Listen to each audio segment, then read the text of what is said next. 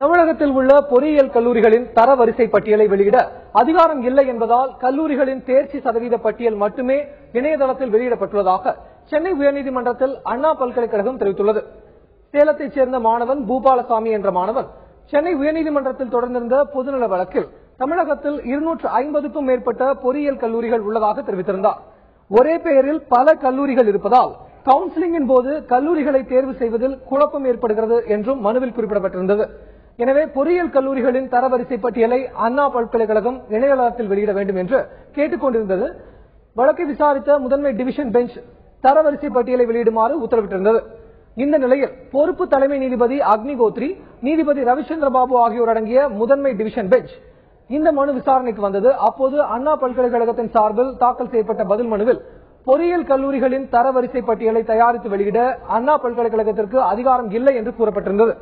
மாணவர்களின் நலனுக்கான கல்லூரிகளின் தேர்ச்சி சதவீத பட்டியல் இணையதளத்தில் வெளியிடப்பட்டுள்ளதாக குறிப்பிடப்பட்டுள்ளது. வழக்கை விசாரித்த நீதிபதிகள் இதுகுறித்த அறிக்கையை வருகிற திங்கட்கிழமை தாக்கல் செய்யுமாறு உத்தரவிட்டுள்ளனர்.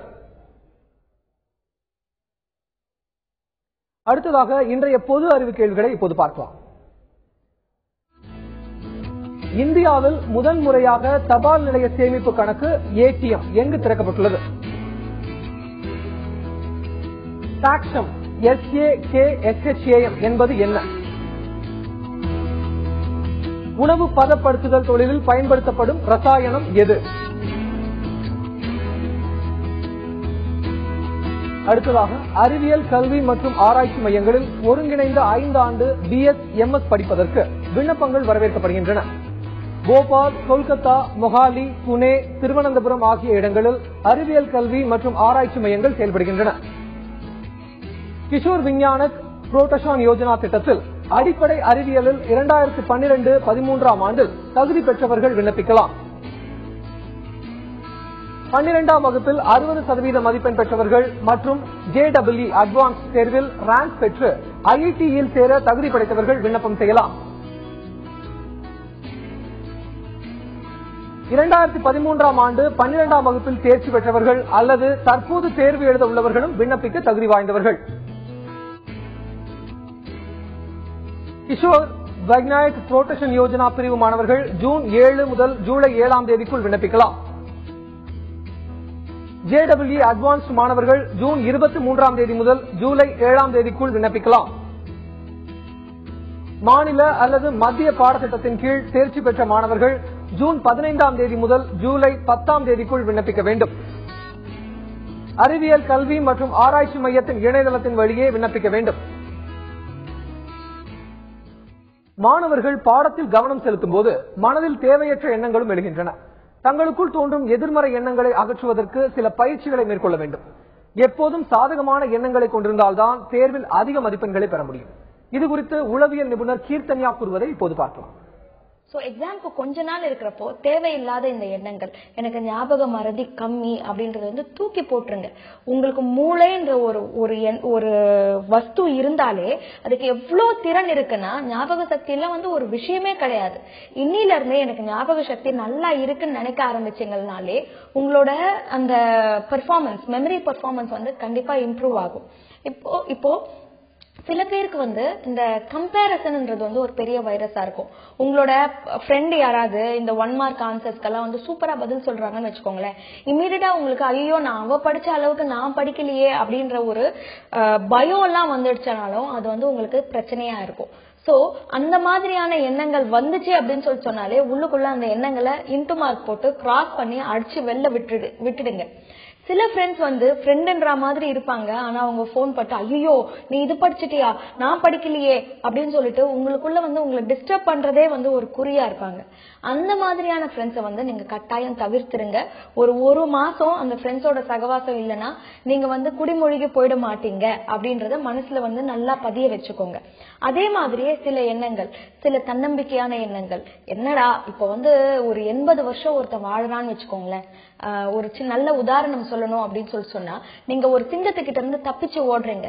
தப்பிச்சு ஓடுறப்போ உங்க கண்ணு முன்னாடி வந்து ஒரு பெரிய ஏணி நிக்குது. அந்த ஏணி எப்படி இருக்கு அப்படின்னு சொல்லிட்டு சொன்னா, ஒரு பெரிய மதில் சுவரை கடக்கிறதுக்காக. ஆனா அதுல முதல் 7 அந்த படிகள்ன்றது வந்து உடைஞ்சு போயிருந்துச்சுன்னா உங்களால அந்த சிங்கத்துக்கிட்ட இருந்து தப்பிக்க முடியுமா? தப்பிக்க முடியாது இல்லையா? அதே மாதிரிதான் வரப்போற 80 வருஷ காலகட்டங்களுக்கு இந்த 7 வருடங்கள்ன்றது வந்து ரொம்ப முக்கியம். இந்த 12th பெர்ஃபார்மன்ஸ்ன்றது இன்னைய காலகட்டத்துல உங்களுக்கு வந்து ஒரு பெரிய ஒரு பூஸ்ட், அது இருந்தாதான் வாழ்க்கைக்கே அஸ்திவாரம் சொல்லிட்டு சொல்றப்போ நீங்க அடுத்தவங்களை பார்த்து கம்பேர் பண்ணிக்கிட்டு என்னால பண்ண முடியாது பண்ண முடியும் அப்படின்லாம் யோசிச்சுக்கிட்டு உங்களோட சக்தியை வீண் பண்ணவே கூடாது. இந்த தேர்வு காலத்துல உங்க மைண்டை இப்பவே இந்த நிமிஷமே கண்டிஷன் பண்ணிக்கோங்க. எதுவா இருந்தாலும் சரி, இந்த 7 நாட்கள், இந்த சில நாட்கள், இந்த 15 நாட்கள் நான் எழுதுற எக்ஸாம் அப்போ நான் டிஸ்டர்பே ஆக மாட்டேன் அப்படின்றத மனசுல ஏத்திக்கிட்டு சின்ன சின்ன குறிக்கோள்களோட இன்னைக்குள்ள இந்த பாடத்தை ரிவைஸ் பண்ணி முடிச்சிடணும், இன்னைக்குள்ள இதை பண்ணணும், இந்த டைம்குள்ள அப்படின்னு சொல்லிட்டு டைம் லிமிட் வச்சு உங்களோட நேரத்தை சரியா நிர்வாகம் பண்ணி நல்லா மதிப்பெண்கள் மேல கான்சென்ட்ரேட் பண்ணி உங்களோட சிறப்பான ஆற்றலை வெளிக்கொண்டு வாங்க.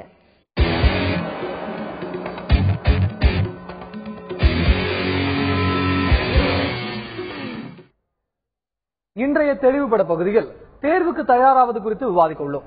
சிபிஎஸ்இ தேர்வுகள் நாளை தொடங்குகின்றன. மாநில பாடத்திட்டத்தின்படியான 12ஆம் வகுப்பு தேர்வுகள் திங்கட்கிழமை தொடங்குகின்றன.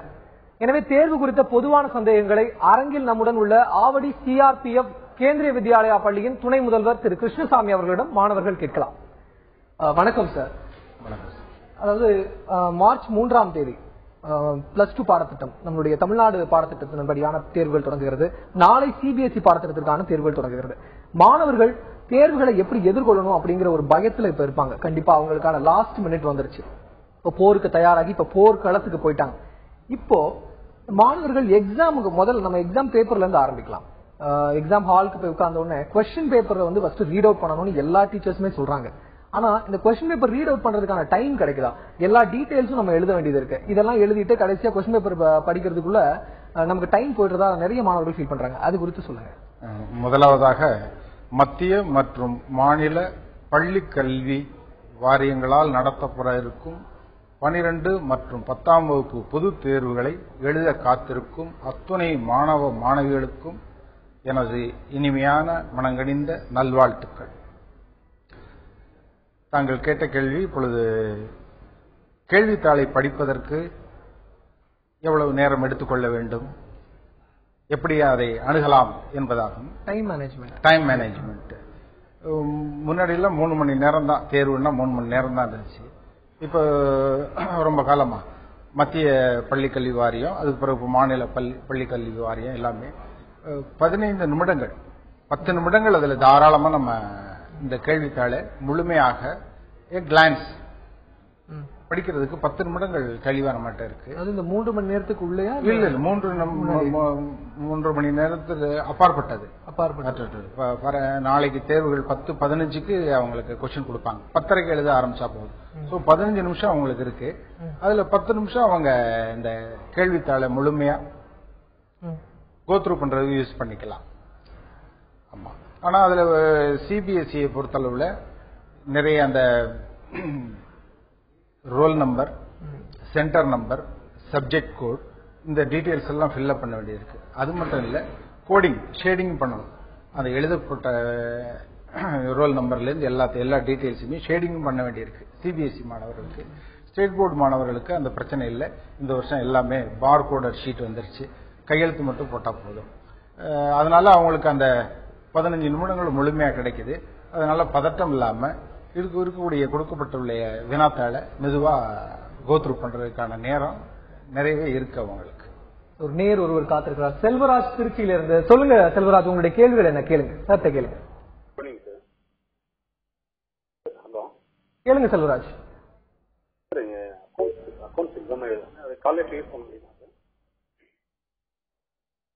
ஹலோ, கேட்கலாம் செல்வராஜ், இணைப்புல இருக்கீங்க, சொல்லுங்க சார். அக்கௌண்ட்ஸ் எக்ஸாமுக்கு இன்னைக்கு காலேஜ் யூஸ் பண்ணுமா சார்?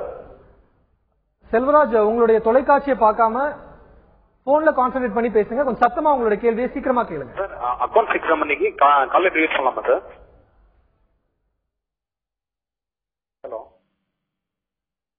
சார், அக்கௌண்ட்ஸ் எக்ஸாமுக்கு கால்குலேட்டர் யூஸ் பண்ணலாமான்னு கேட்கிறேன். கால்குலேட்டர்கள் உபயோகப்படுத்த முடியாது. எந்த தேர்வுகளிலுமே கால்குலேட்டர் உபயோகப்படுத்த முடியாது. Okay sir. அடுத்து, அதாவது டைம் மேனேஜ்மெண்ட் பத்தி பார்த்தோம். இப்ப எக்ஸாம்ஸ் எழுத ஆரம்பிச்சதுக்கு அப்புறமா எந்த கலர்ல எழுதணும் அப்படிங்கிற ஒரு கேள்வி இருக்கு. ஜெனரலாவே ப்ளூ அண்ட் பிளாக் யூஸ் பண்ணுவாங்க. நிறைய மாணவர்கள் பிரசன்டேஷன் அப்படிங்கிற பட்சத்துல நிறைய கலர்ஸ் கிளட்டர் பண்ணி யூஸ் பண்றாங்க. இது வந்து திருத்துறவங்களுக்கு கொஞ்சம் டிஸ்ட்ராக்ஷன் ஆகும் இருக்கு இல்லையா? என்னென்ன கலர்ஸ் யூஸ் பண்ணலாம்? இப்போ தேர்வு வாரியங்கள் தெளிவா சொல்லிருச்சு, ப்ளூ அண்ட் பிளாக் இது 2 மை இதில் தான் யூஸ் பண்ண முடியும். அதுக்குன்ட்டு அந்த பேனாக்களை இன்னைக்கு நைட்டு, இப்போ நாளைய தேர்வுக்கு இன்று இரவு வாங்கப்பட்ட பேனாக்களா இருக்கக்கூடாது. ஏற்கனவே அவங்க அதை கொஞ்சம் யூஸ் பண்ணி பழக்கப்படுத்தப்பட்ட பேனாக்களா இருக்கணும். 2க்கு ஒரு 4 பேனா எடுத்து spare pens they can take எடுத்து போகலாம். ஆனா ப்ளூன்னா முழு பேப்பர் முழு தாளும் அந்த ப்ளூ நீல மையை உபயோகப்படுத்தி எழுதணும். பிளாக்னா பிளாக் ஒரே கலர் தான் யூஸ் பண்ண முடியும். யூனிஃபார்மா இருக்கணும். ப்ளூ ஆர் பிளாக் தான். ஸ்கெட்ச் பென்ஸ்ங்கிறமே அந்த மாதிரி கலர் பென்ஸ் எல்லாம் இப்போ உபயோகப்படுத்தக்கூடாது. பிளாக் வந்து டைட்டில்ஸ்க்கெல்லாம் use titles blue pen use பண்றீங்கன்னா முக்கியமான பாயிண்ட்ஸ் அல்லது டயக்ராம்ஸ் அதுகளுக்கெல்லாம் அடிக்கோடு எழுதுவதற்கு நம்ம பிளாக் பென்னை யூஸ் பண்ணிக்கலாம். இன்னொரு நேயர் பானு மதுரையில இருந்து. வணக்கம் பானு, சொல்லுங்க உங்களுடைய கேள்விகளை கேளுங்க. Hello, good evening sir. Hello, சொல்லுங்க பானு. அதான் இப்ப ஸ்கெட்ச் பண்ண இதெல்லாம் ரொம்ப யூஸ் பண்ண கூடாதுன்னு சொல்றாங்க கீவேர்ட்ஸுக்கு. ஹலோ, ரொம்ப ஸ்கெட்ச் பென் யூஸ் பண்ண கூடாது. ஸ்கெட்ச் பென்ஸ் ரொம்ப யூஸ் பண்ணாலும் பிளாக் பென்ல எழுதினா மட்டும் போதுமா, இல்ல கீழே அண்டர்லைனும் பண்ணியே ஆகணுமா சார்? அண்டர்லைன் பண்றதுங்கிறது அவசியம் இல்ல. நீங்க முக்கியமான கருத்து குழந்தை வந்து அந்த கருத்து முக்கியமாக அந்த ஆசிரியருடைய, அதாவது வேல்யூ பாயிண்ட்னு சொல்லுவோம், அந்த கருத்து ஆசிரியருடைய கண்களில் தெளிவா படணும் அப்படிங்கிறதுக்காக நம்ம அடிக்கோடு எழுதுறோம், அவ்வளவுதான். ஸ்கெட்ச் பென் எல்லாம் யூஸ் பண்ணோம்னா அது அடுத்த தாளினுடைய அடுத்த பகுதியும் பாதிச்சிடும். அதனால நம்ம இப்ப ஸ்கெட்ச் பென்கள் எல்லாம் நம்ம அலோவ் பண்றது இல்ல. மாநில கல்வி வாரியம் மத்திய கல்வி வாரியம் 2மே தடை பண்ணிருக்கு, நம்ம உபயோகப்படுத்தக்கூடாது. அடுத்ததாக ஒரு காலர் ஜாஸ்மின் சென்னையில இருந்து. வணக்கம் ஜாஸ்மின், உங்களுடைய கேள்விகளை கேளுங்க. எக்கனாமிக்ஸ் வந்து ப்ளூ பிரிண்ட் பிரகாரம் படிக்க போதுமா சார், இல்ல எக்ஸ்ட்ரா எக்கனாமிக்ஸ் ப்ளூ பிரிண்ட் படி படிக்கணுமா அப்படின்னு கேட்கிறாரு. இது ரெலவெண்டா இருக்குமான்னு தெரியல. இது ஜெனரலான கேள்விகளை உங்களுக்கு கேளுங்க. எக்ஸாம் ரிலேட்டடா ஜெனரலான கேள்விகளை கேளுங்க. ப்ளூ பிரிண்ட் படிதான் நீங்க படிச்சிருப்பீங்க, ப்ரீ போர்டு எல்லாம் எழுதிருப்பீங்க, எக்ஸாம் எழுதிருப்பீங்க. That will help you. That is the guidance. அதை வச்சுதான் நீங்க போகணும். சார், உங்ககிட்ட மீண்டும் ஒரு கேள்வி, அதாவது இந்த பிரசன்டேஷன் சம்பந்தமானதான். இப்போ இந்த பயாலஜி, பிசிக்ஸ், கெமிஸ்ட்ரி இந்த மாதிரியான பாடங்கள்ல டயக்ராம்ஸ் அப்படிங்கிறது ரொம்ப முக்கியம். இந்த டயக்ராம்ஸ்க்கு எந்த அளவுக்கு நம்ம கான்சென்ட்ரேட் பண்ணணும்? ரொம்ப அழகா வரையணுமா, இல்ல லெஜிபிளா, அதாவது இந்த பாவங்கள் கரெக்டா தெரிஞ்சா போதுமா? போதும். அங்க அழகுபடுத்தக்கூடிய வேலையெல்லாம் அங்க தேவை கிடையாது. கேட்கப்படக்கூடிய கேள்விக்கான விடை இருந்தா போதும். பென்சில் யூஸ் பண்ணலாம். பென்சில் தான் இங்க யூஸ் பண்ணணும். சில பள்ளிகள்ல வந்து கலர் பென்சில வந்து டயக்ராம் போடணும்னு சொல்றாங்க. இல்ல, இப்ப எல்லாமே நம்ம அதெல்லாம் இது பண்ணிட்டோம், தடை பண்ணியாச்சு. ஒன்லி பென்சில் வச்சு டயக்ராம்ல குறிப்பா அது நல்ல ஹார்ட் பிளாக் HB பென்சில் வச்சு அது புரியுற மாதிரி இருந்தா போதும். அங்க நேரம் இல்லை, இந்த அழகுபடுத்தக்கூடியதுக்கு குழந்தைகளுக்கு நேரம் இல்லாதனால சாதாரணமான presentation should be neat and clean அந்த மாதிரி பண்ணா போதும். ஓகே. அண்ட் ஹேண்ட் ரைட்டிங், அதாவது எழுத்து, கையெழுத்துங்கிறது அந்த அளவுக்கு முக்கியம். அது லெஜிபிளா, அதாவது புரிஞ்சா போதுமா, இல்ல அதுவும் பியூட்டிஃபுல்லா இருக்கணும் அப்படின்றது அவசியம் இருக்கா மார்க்ஸ் ஸ்கோர் பண்றது? அதுதான். இந்த மாணவிகள்லாம் குறைந்தது 10 அல்லது 12 வருடங்கள் பள்ளியில இருந்துட்டாங்க. இனி போய் அவங்களுக்கு இந்த ஹேண்ட் ரைட்டிங் எல்லாம் ஒண்ணுமே பண்ண முடியாது. இருக்கக்கூடிய இந்த கையெழுத்தை தெளிவா கொஞ்சம் நிதானமா இப்ப அவங்களே பழகி இருப்பாங்க. இப்ப நல்ல ரொம்ப அழகான கையெழுத்து உள்ளவங்க கொஞ்சம் அதிகமா ஒரு 100 வார்த்தைகள் எழுதுனா 150 வார்த்தைகள் வரையிலும் அவங்க போவாங்க. ஆனா இந்த குழந்தைகளுக்கு வந்து எழுத்து அவ்வளவா நல்லா இல்லாதனால அவங்க அந்த 100னா 110ஓட நிறுத்திக்கிறாங்க. அதுக்கு தகுந்தாப்புல அவங்களுடைய ஸ்பீடு கொஞ்சம் ஸ்பீடை குறைச்சி அழகா நிதானமா எழுதுனா பிரசன்டபிளா இருக்கும். அந்த எக்ஸாமினர் மதிப்பீட்டாளருடைய கண்ணு உறுத்தக்கூடாது.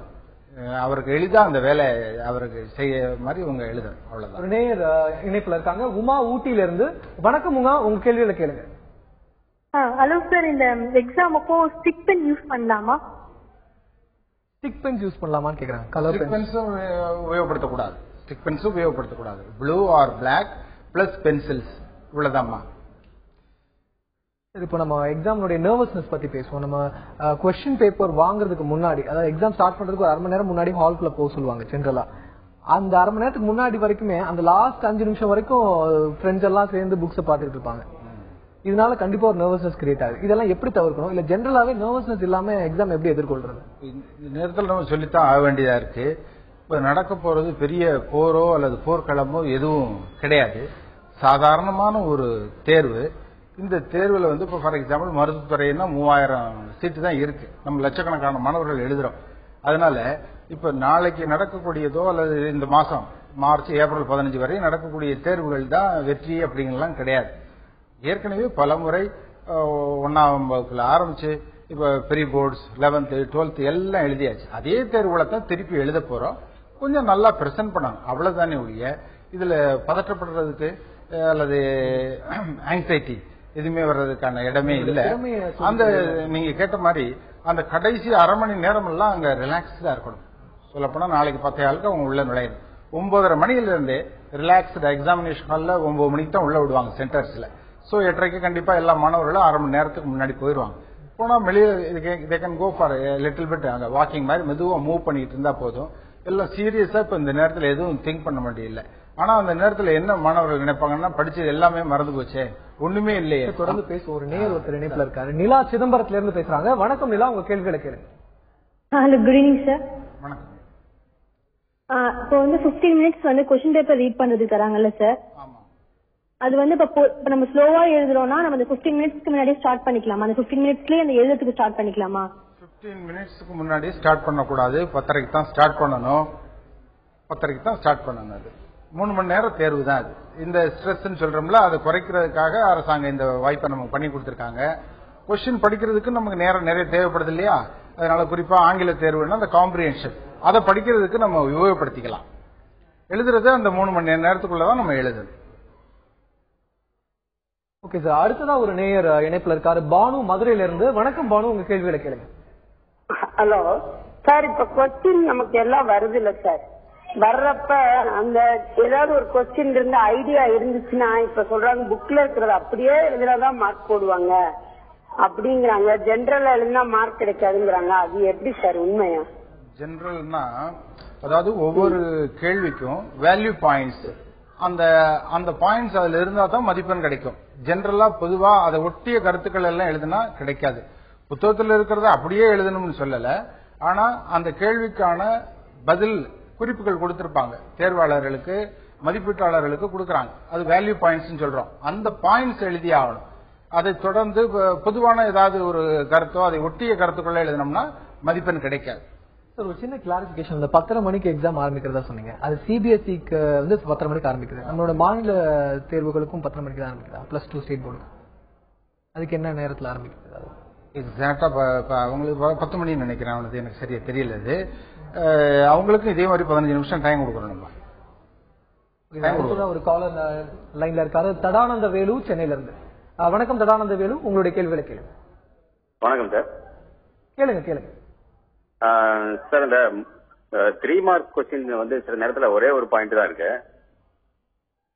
ஒரே பாயிண்ட் இருக்குன்னா அந்த ஒரு பாயிண்ட் எழுதினா போதும். நீங்க ஏன்னா 3 மார்க்னால ஒரு பாயிண்ட் தான் இருக்கு. அது அந்த மாதிரி கேள்வித்தாள் எடுக்கவங்களுடைய பிரச்சனை. அது நமக்கு அதுல ஒரு பாயிண்ட் தான் இருக்கு அப்படின்னு உறுதியா தெரிஞ்சுன்னா அந்த பாயிண்ட் ஒட்டி உள்ள பாயிண்ட்கள் சிலதுகளை எழுதலாம். அது மட்டும் போதும். எல்லாத்துக்கும் 20 வார்த்தைகள்னா 20 வார்த்தைகள் எழுத முடியாது. 20ங்கிறது 30 ஆனாலும் ஆகலாம். அதை பத்தி தப்பு இல்லை. அடுத்ததா ஒரு நேயர் இணைப்புல இருக்காரு. பிரவீன் காஞ்சிபுரத்துல இருந்து. வணக்கம் பிரவீன், சொல்லுங்க, உங்களுடைய கேள்விகளை சொல்லுங்க. ஹலோ, சொல்லுங்க, உங்க கேள்விகளை கேளுங்க. டயக்ராம்லாம் வரையணும்னா அதுல இருக்க வந்து உள்ள இருக்கிற இது எழுதுறதெல்லாம் வந்து பென்சில் எழுதலாமா இல்ல பென் யூஸ் பண்ணலாமா? ஸ்கெட்ச் தான். ஸ்கெட்ச் வந்து எந்த இடத்துலயுமே, ஏன்னா அது ஸ்பாயில்ஸ் த பேப்பர். அதனால அப்புறம் குழந்தைகள் வேற வேற வண்ணங்கள்ல அதை யூஸ் பண்றீங்க. அதனால பென்சில்ஸ், நல்ல ஹார்ட் பிளாக் பென்சில், நல்ல அழகா புரியுற மாதிரி எக்ஸாமினர் அந்த மதிப்பீட்டாளருக்கு புரியுற மாதிரி எழுதினா போதும். நர்வஸ்னஸ் பத்தி பேசிட்டு இருந்தோம், தொடர்ந்து அதை பத்தியே பேசலாம். நீங்க சொன்னீங்க இது வந்து தேர்வு அப்படிங்கிறது வந்து ஒரு போர்க்களம் போல நம்ம அதை பார்க்க தேவையில்லை, ரொம்ப கேஷுவலா போய் எழுதிட்டு வரலாம் அப்படின்னு சொன்னீங்க. அடுத்தது இந்த ஹெல்த்தி அப்படிங்கிற ஒரு விஷயமும் இருக்கு. இப்போ மாணவர்கள் வந்து இரவு நேரங்களில் கண் விழிச்சு படிச்சு சுத்தமா தூக்கம் இல்லாம இருப்பாங்க. இதெல்லாம் எப்படி அவாய்ட் பண்ணணும்? எது ரொம்ப முக்கியம்? இப்ப நாளைக்கு தேர்வு, இன்னைக்கு நைட்டு நல்லா தூங்கணும், அந்த மாதிரி திங்கட்கிழமை தேர்வு, அந்த ஃபுல் தேர்வு அந்த டியூரேஷனும் எப்படி வந்து ஹெல்த்தை பார்த்துக்கணும்? முதல்ல அடிப்படை காரணம் பெற்றோர்கள்ட்ட இருந்து எக்கச்சக்கமான பிரஷர் வந்து மாணவர்கள்ட்ட போகுது. இவங்களே ஒரு டார்கெட் கொடுத்துட்றாங்க, ஆம்பிஷன், இது எல்லாமே parents do this on behalf of their own children. அப்ப என்ன ஆயிருது, இந்த குழந்தைகளுக்கு இவ்வளவு பிரெஸ்கிரைப் பண்றீங்க. 100 மதிப்பெண்ணுக்கான தேர்வுன்னா 35 தேர்வு மதிப்பெண்கள், மத்திய வாரியம்னா 33 மதிப்பெண்கள். அப்படின்னா தேர்ச்சின்னு தானே அர்த்தம். நீங்க 90, 95, 99 அதிகப்படியான இந்த மாதிரி பிரஷர் கொடுக்கும் பொழுது அதுதான் இந்த நர்வஸ்னஸ்க்கான காரணம். இந்த நாட்டிலையும் சரி இந்த உலகத்திலும் சரி எல்லாருக்கும் இடம் இருக்கு.